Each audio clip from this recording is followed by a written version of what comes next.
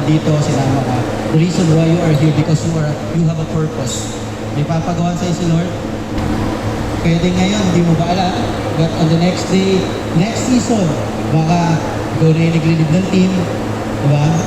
Nagiging blessing ka dun sa mga teammates mo.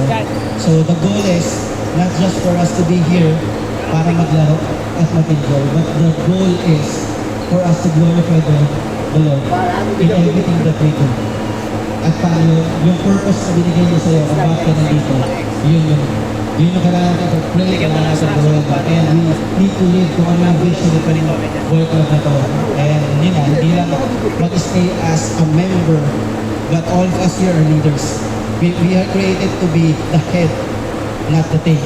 Diba? So all of us here, maaaring ngayon, sabi hindi, mayayain ako eh. Hindi ako makapagsalita katulad ni Marlon. Sorry, hindi ko nga po pala nakapagpakilala. Marlon. so yun. Maring next year, kayo nandito. Or kayo yung isa sa mga coaches, diba?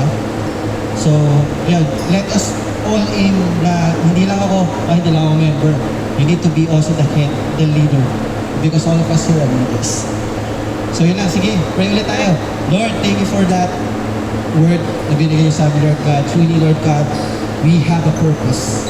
And the reason why we are here, Lord God, is not just to enjoy, not just to be a member of this club, but the main purpose, Lord God, is in everything na gagawin po namin dito sa ball club, ng mga i-invite kami dito, ng mga nakikilala kami, and